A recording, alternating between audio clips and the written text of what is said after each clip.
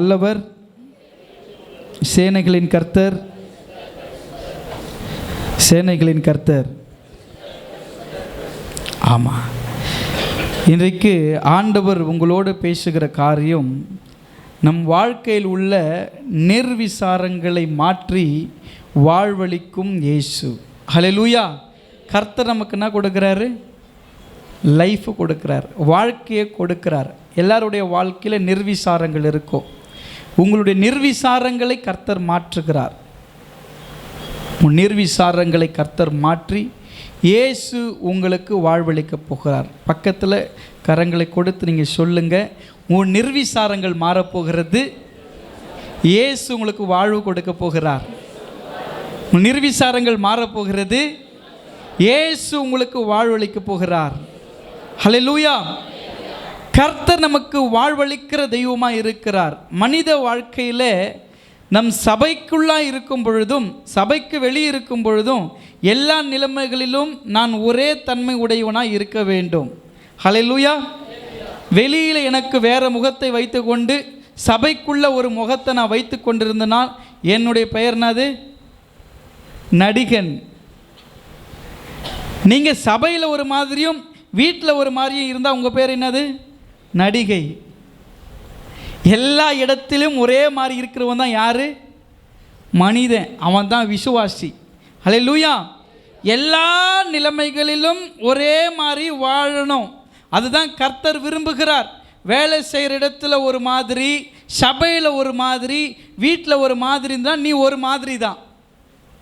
இதில் எந்த சந்தேகமும் கிடையாது. எல்லா நிலைமைகளிலும் யார் ஒருவர் ஒரே மாதிரி இருக்கிறாங்களோ அவர்கள் தான் கர்த்தருடைய பிள்ளைகள். ஆண்டவர் எந்த இடத்துலையும் தன்னை மாற்றிக்கொள்ளவில்லை. அவதாரத்தெல்லாம் ஆண்டவர் எடுக்கலை, ஒவ்வொரு நேரத்துக்கு ஏற்ற மாதிரி அவர் மாறலை. ஆண்டவர் எல்லா நிலைமைகளிலும் ஒரே தன்மை. எப்படி மனிதனாக பிறந்தாரோ மனித சுவாப உணர்ச்சிகள் எல்லாம் இயேசுவுக்கு இருந்தது. ஆனாலும் பிதாவினுடைய சித்தத்தின்படி வாழ தன்னை அர்ப்பணித்து இயேசு கிறிஸ்து சாட்சியாய் வாழ்ந்தார்.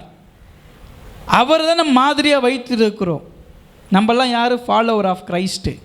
இயேசுவை பின்பற்றக்கூடியவர்கள், அவருடைய போதனைகளை பின்பற்றக்கூடியவர்கள் என்றால் கர்த்தர் விரும்புகிறபடி அவர் சொன்னபடி நம் வாழ்வதற்காக அழைக்கப்படுகிறோம்.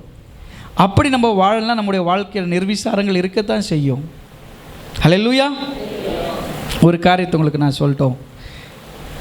ஒரு பையனை அவங்க அம்மா என்ன பண்ணாங்களாம், கடைக்கு போயிட்டு வாங்க தம்பின்னு அனுப்புனாங்க. அவன் கடைக்கு போயிட்டு இருந்தான்.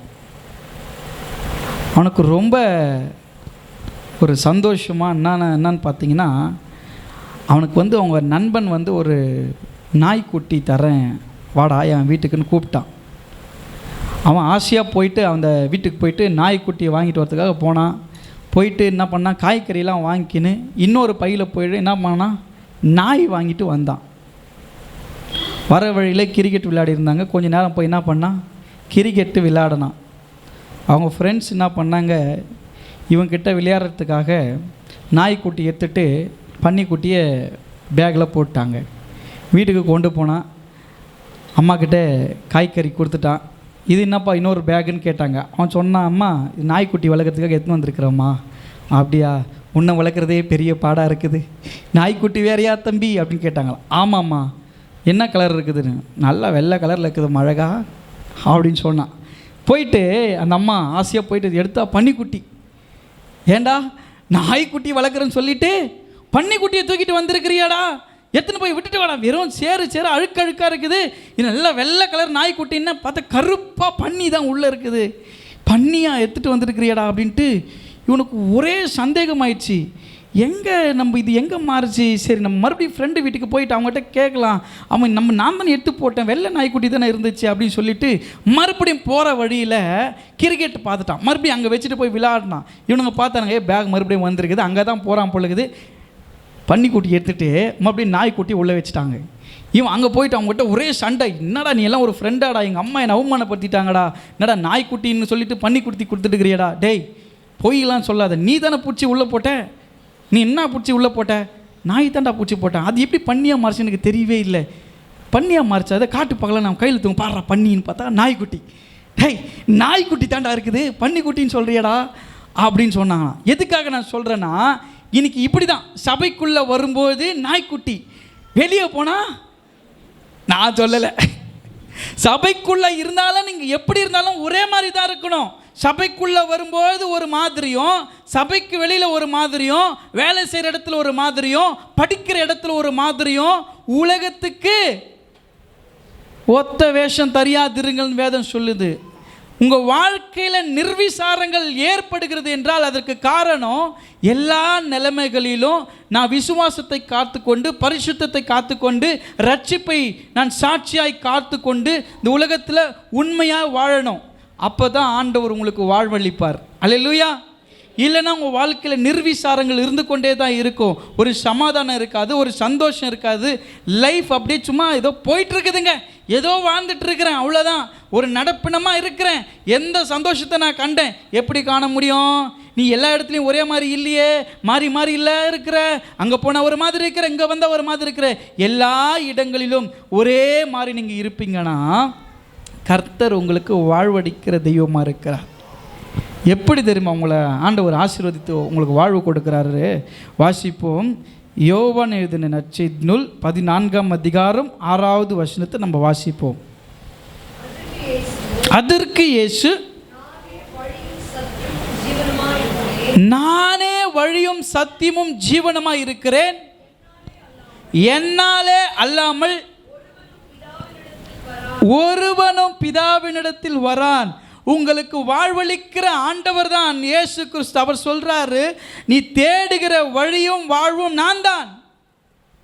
உங்கள் வாழ்க்கையில் இயேசு தான் சொல்றார், நானே வழியும் சத்தியமும் ஜீவனமாக இருக்கிறேன். அப்போ அந்த வழியில், இயேசுவின் வழியில் நம்ம நடக்கும் பொழுது தான் அவருக்கு பிரியமான ஒரு வாழ்க்கையை வாழ முடியும்.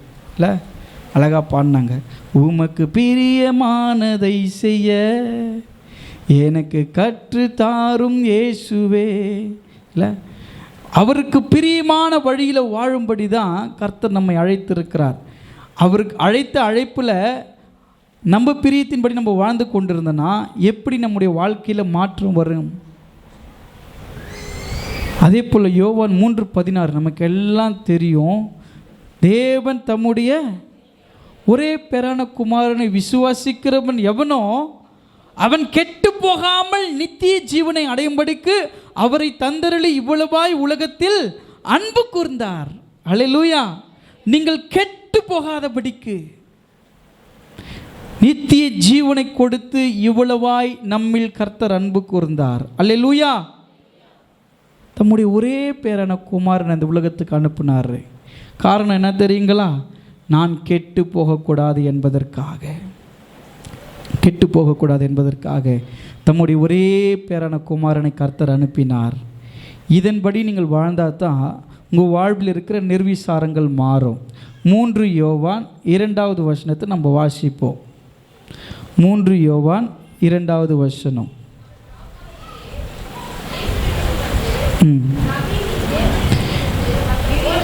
3 யோவான், பிரியமானவனே, உன் ஆத்துமா வாழ்கிறது போல் நீ எல்லாவற்றிலும் வாழ்ந்து சுகமாய் இருக்கும்படி வேண்டுகிறேன். ஹல்லேலூயா.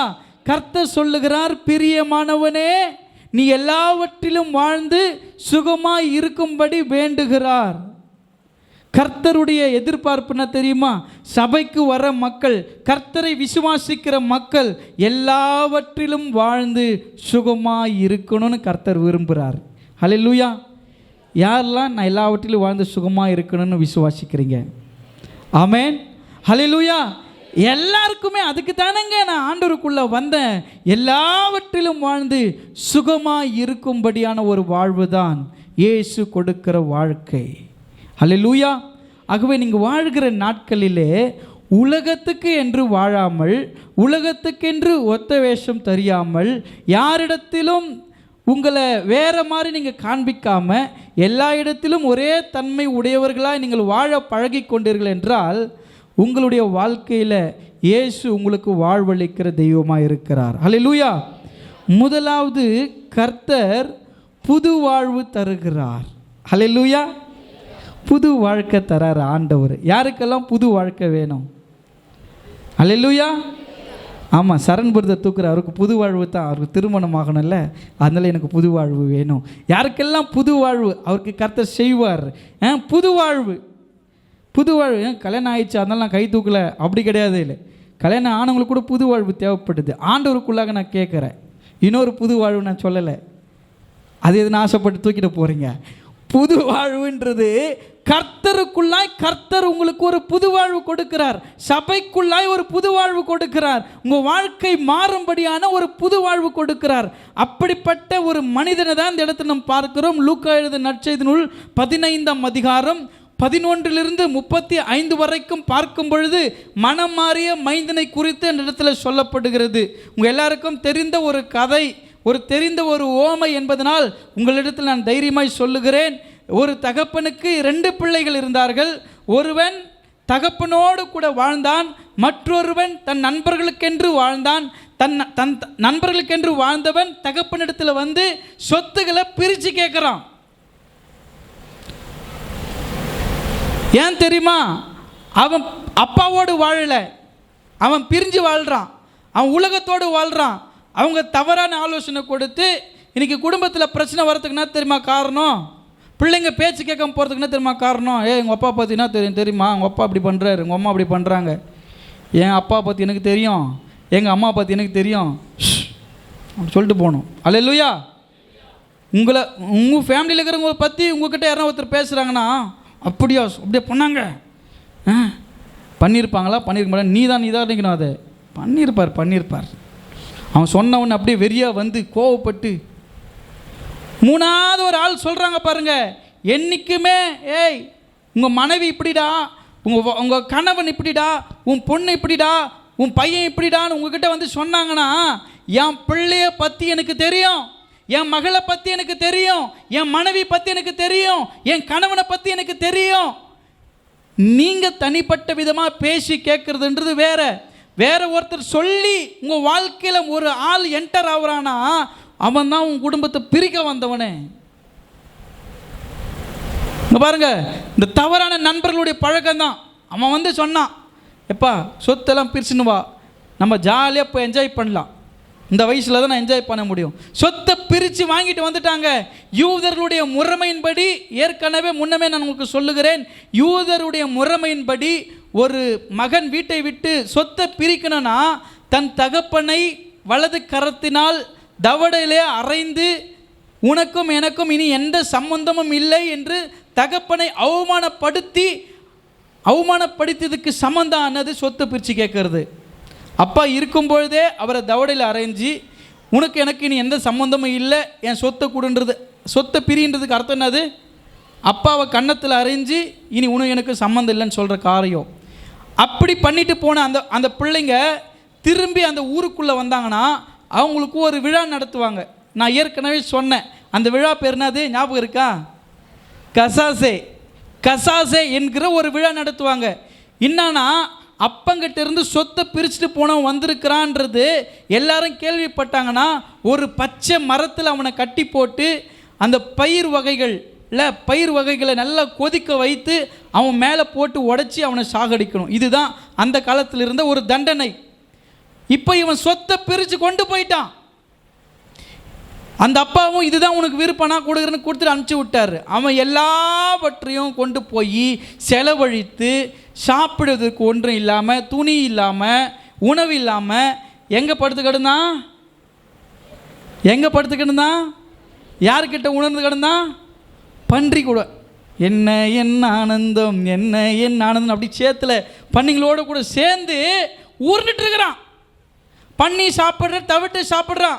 அதை கூட எனக்கு சாப்பிட முடியலையே அப்பா, உங்கள் வீட்டில் இருக்கும் பொழுது நல்லா சாப்பிட்டோமே. இப்படி தான் ஒரு இடத்துல ஸ்ட்ரீட் ப்ரீச்சிங் பண்ணின்னு இருந்தாங்க. ஸ்ட்ரீட் ப்ரீச்சிங் பண்ணியிருந்தோம். அப்போ நான் தான் வந்து கெட்ட குமாரனாக நடித்தேன். கெட்ட குமாரனாக நடித்து ஒரே அழுவுறேன் நான், உண்மையிலே கேரக்டராக மாறி அழுதுட்டுருக்கிறேன். அவன் சொல்கிறான், எனக்கு ஒருத்தன் அந்த ஓனர் சொல்கிறான், உனக்கு சோறுலாம் போட முடியாதுன்னு அடிக்கிறான், தவிடு தானே கொடுப்பேன் அப்படின்னு ஒரே சண்டை. ஒரு ஆயா வந்து, நீ ஏன் வீட்டுக்கு வாயப்பா, நான் உனக்கு சோறு போடுறேன், குழந்தைய போட்டு எப்படி வச்சுன்னுக்கிறான் பாரு அப்படின்னு கூட்டின்னு போயிடுச்சு. நான் சொல்ல முடியுமா, ஐயா ஸ்கிட்டு நடிச்சுன்னுக்கிறாங்க ஐயான்றேன், நீ கம்முனரு, அந்த பாவி நான் அடிக்கிறான், அந்த புள்ளையை எட்டி எட்டி உதைக்கிறானே, யார் பெத்த புள்ளையோ, நீ வாயப்பா அப்படின்னு சோறு போகிறதுக்கு கூட்டின்னு போகிறது. நான் சொன்னேன், ஐயா இருங்கன்னு. அப்புறம் பாஸ்டர் வந்து சொல்லி அவங்க நடிச்சுன்னு இருக்கிறாங்க. நடிக்கிறதில்ல, அவன் அடிக்கிறான், அவன் செம்ம அடிக்கிறானே, அந்த குழந்தைய போட்டு அடிக்கிறானே பாவி அப்படின்னு திட்டினாங்க. அப்படி நடித்தேன் நான். எதுக்காக சொல்கிறேன்னா, அந்த கேரக்டர் தான். அப்போது அவனுக்கு வந்து அந்த பண்ணி சாப்பிட்ற தவிடு கூட கிடைக்காது. அவன் யோசிக்கிறான், ஒவ்வொரு வாரமும் நான் அதை படிக்கிறேன். உங்களுக்கு ஞாபகம் இருக்குதா? என்ன படிக்கிறேன் சொல்லுங்கள் பார்க்கலாம். உம்முடைய குமாரன் என்று சொல்லப்படுவதற்கு நான் பாத்திரவான் அல்ல, உம்முடைய கூலிக்காரன் ஒருவனாக என்னை வைத்து கொள்ளும். அப்படினாவது போய் எங்கள் அப்பா கிட்ட நான் கேட்டு ஒருவேளை சாப்பாடு அவர் எனக்கு கொடுப்பாரு, நான் சொத்தை பிரிச்சுட்டு வந்துட்டேன். இப்போ நான் ஊருக்கு போனால் எனக்கு என்ன பண்ணுவாங்க? கசாசை நடத்துவானுங்க. நான் ஊருக்குள்ளே போனால் எங்கள் அப்பா என்னை சேர்த்துக்க மாட்டார். ஏன்னா யூத முறைமையின்படி நான் பிரித்து எங்கள் அப்பா அவமானப்படுத்திட்டு வந்தவன், திரும்ப நான் ஊருக்குள்ளே போக முடியாதுன்றது தான் இவனுடைய எண்ணம். ஆனால் கசாசையை பண்ணுவாங்கன்றது பயந்து போய் தூரத்தில் ஊருக்கு வெளியில் நின்று பார்க்குறான். அந்த தகப்பன் எவ்வளோ அழகாக பாருங்களேன், தன் பிள்ளை வருவான், என்றைக்காவது ஒரு முறை எல்லாவற்றையும் இழந்து போய், பலனை இழந்து, பொருளை இழந்து, துணியை இழந்து, உணவு இல்லாமல் அவன் எப்படி வருவான் தெரியலையே என் பிள்ளை, அவன் வந்து மனசு கஷ்டப்பட்டு போயிடக்கூடாதுன்றதுக்காக அவர் வீட்டு வெளியில் தோரணை கட்டிக்கிறார். என்ன தெரியுமா? வெள்ளை துணிகளை கட்டி வச்சிருக்காரு. வெள்ளை துணி கட்டினா என்ன அர்த்தம்னா, உன் மேலே எனக்கு கோபம் இல்லை, எங்கன்னா தூரத்துலேருந்து பார்த்தா கூட பிள்ளை என்கிட்ட வந்துருமே அப்படின்ற ஒரு எண்ணத்தில் அந்த அப்பா வெள்ளை துணிகளை மரங்களிலும் செடிகளிலும் களைகளிலும் கட்டியிருந்தார். தூரத்தில் இருந்து அவன் எட்டி பார்க்கும் பொழுது வெள்ளை துணிகள் இருக்குது. ஆனால் ஊருக்குள்ளே போனால் என்ன நடக்கும்? கசாசை நடக்கும். ஊருக்குள்ளே எவன் கண்ணிலாம் பட்டட்னா, இப்போ வீட்டில் இருக்கிற கூட பிரச்சனை இல்லை, ஊர் கண்ணில் பட்டதான் பிரச்சனையே.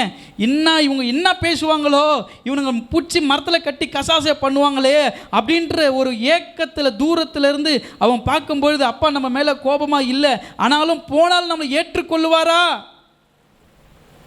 அப்படின்ட்டு அவர் ரொம்ப பயந்து பார்க்கும்பொழுது அவங்க அப்பா பார்க்குறாரு. தூரத்தில் தன்னுடைய பிள்ளை வரான். அந்த வசனத்தை வாசிக்கலாமா? தூரத்தில் வரும்போது அவனை கண்டு, தூரத்தில் வரும்போது எப்படி ஆண்டவர் பார்த்தார் அவனை?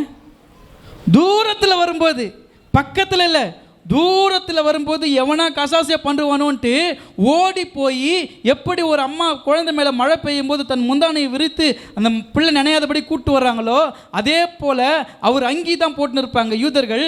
அந்த அங்கியினால் தன்னுடைய மகனை அப்படியே மூடி யார் கண்ணுக்கும் தெரியாமல் கூட்டு வராரு. அவன் எப்படி தெரியுமா இருந்தான்? பன்றி கூட இருந்தானா? எப்படி இருந்திருப்பான்? மேலெல்லாம் அழுக்கு, ஒரே ஸ்மெல்லு, ஒரே ஒரு நல்ல சாப்பாடு இல்லை, மெலிந்து போய் கண்களெல்லாம் குழி விழுந்து, தாடைகளெல்லாம் குழி விழுந்து, அகங்கோலமாய் நல்ல தாடி வளர்ந்து முடி வளர்ந்து என் பிள்ளையா இதுன்ற அளவுக்கு அவன் ரொம்ப கொடூரமாக மாறி போயிருக்கிறான். அந்த அப்பா பார்த்து மன வேதனையில், அவருக்கு அதெல்லாம் விட அவன் மேலே இருக்கிற சாக்கடை சேரு அதெல்லாம் முக்கியம் இல்லை. எப்படி தெரியுமா அவரு? எங்கோ நான் வாழ்ந்தேன், அறியாமல் அலைந்தேன், என் நேசர் தேடி வந்தீர். எங்கோ நான் வாழ்ந்தேன், அறியாமல் அலைந்தேன், என் நேசர் தேடி வந்தீர். நெஞ்சார அணைத்து முத்தங்கள் கொடுத்து நிழலாய் மாறிவிட்டீர். நெஞ்சார அணைத்து முத்தங்கள் கொடுத்து நிழலாய் மாறிவிட்டீர். நன்றி உமக்கு, நன்றி அப்பா, நன்றி உமக்கு நன்றி. உளையான சேற்று வாழ்ந்த என்னை தூக்கி எடுத்தீர். ஆமென். உளையான சேற்றில் வாழ்ந்த என்னை தூக்கி எடுத்தீரே. கல்வாரி ரத்தம் எனக்காக சிந்தி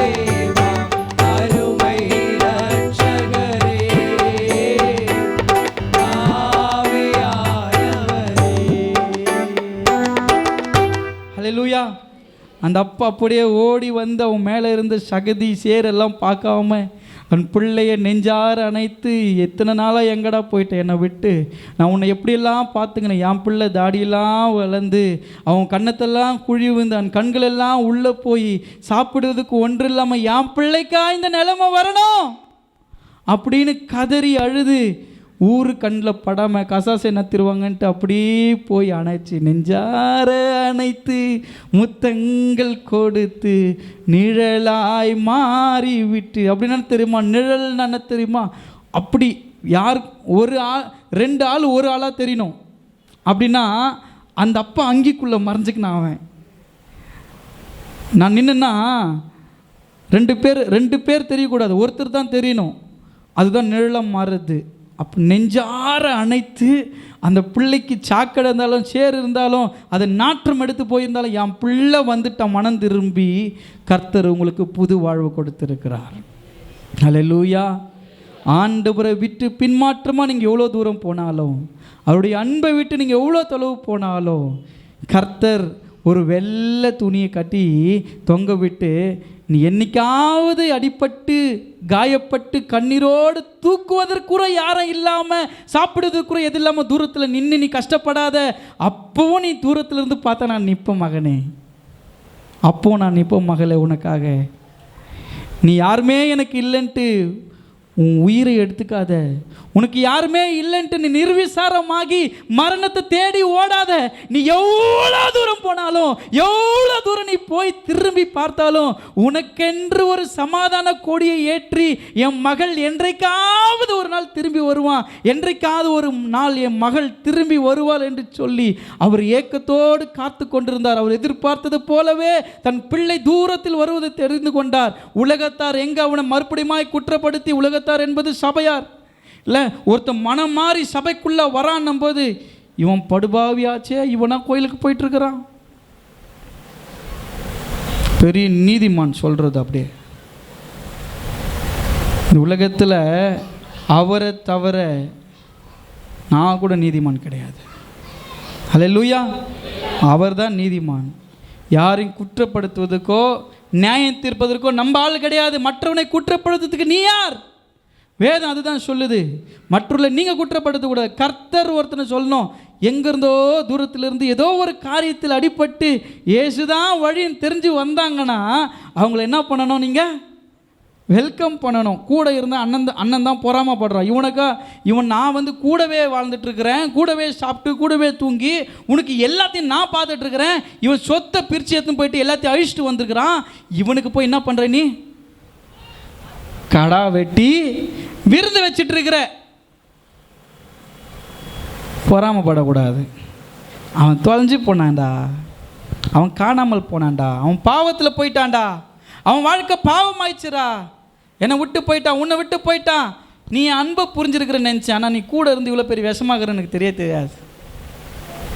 என் கூட இருக்கிற நல்ல அன்பு, உண்மையில அன்பு வச்சு தான் என்னை நேசிக்கிற. பரவாயில்ல, அவன் போயிட்டான், என்னைக்காவது திரும்ப வரும்னு எனக்கு தெரியும். அவன் போயிட்டு வந்தான், அவனை பற்றி எனக்கு பிரச்சனை இல்லை. கூட இருந்து நீ இவ்வளோ திட்டு வேலை பண்ணிவிட்டு கூட இருந்துக்குன்னு நீ இவ்வளோ பெரிய துரோகியாக இருக்கிறியே. தம்பி வந்தான்றதை சந்தோஷப்படாமல் அவனுக்கு ஏன் விருந்து வச்சு, அவனுக்கு ஏன் மோந்திரம் போட்டு, அவனுக்கு ஏன் செப்பல் போட்ட, அவனுக்கு ஏன் வஸ்திரங்களை கொடுத்த, எல்லாத்தையும் தான் பிரித்து கொண்டு போயிட்டானே. அப்போ என் மீது இருக்கிற அன்புக்காக நீ வரல. நான் சர்ச்சுக்கு வந்தால் ஏதாவது ஒரு ஆசீர்வாதம் கிடைக்கும் தானே வந்துட்டு இருக்கிறோம். சர்ச்சுக்கு வந்தால் எனக்கு இது நடக்கும், சபைக்கு போனால் நான் அதை கட்டிக்குவேன், சபைக்கு வந்து நான் இதை செஞ்சுக்குவேன், இந்த எண்ணத்தோடுவா நீ சபைக்கு வந்திருக்கிற? அடப்பாவி, நான் உன் மேலே எவ்வளோ அன்பு வச்சுருந்தேன், நீ என்னை ரொம்ப நேசிக்கிற நினச்சேனே. போய் இந்த உலக வாழ்க்கைக்காகவா என்ன நேசிச்ச? நீ வீடு கட்டுறதுக்காகவா நீ கிறிஸ்துவனான? கல்யாணம் பண்ணுறதுக்காக கிறிஸ்துவனான? கார் வாங்குறதுக்காக கிறிஸ்துவனான? வண்டி வாங்குறதுக்காக கிறிஸ்துவனான? நான் உன்னை எவ்வளோ நேசித்தேன். நீ ஞானஸ்தானம் எடுக்கும்போது பரலோகத்தை எவ்வளோ பேர் விருந்து வச்சேன். வெளியில் இருந்தான் பாரு, அவனை பற்றி எனக்கு கவலை இல்லை. ஆனால் உள்ள நீ என் கூடவே இருந்து என்னை போய் என் மேலே நீ உண்மையான அன்பு செலுத்தலையே. இந்த உலகத்துக்காகவா என் மீது அன்பு செலுத்தினேன்? அந்த அப்பா கண்ணீர் விட்டார். தொலைஞ்சு போன பிள்ளை வந்தான்றது சந்தோஷத்தை தாண்டி கூட இருந்த பிள்ளை இப்படி இருக்குதுன்றது தான் பிரச்சனை. என் அன்பு சகோதரன், என் அன்பு சகோதரியே, நீ உள்ளே இருக்கிற சபையில் இருக்கிற ஆண்டவர் கூட இருக்கிற நல்ல மனசோடு ஆண்டவர் கூட இருங்க. அல்லேலூயா.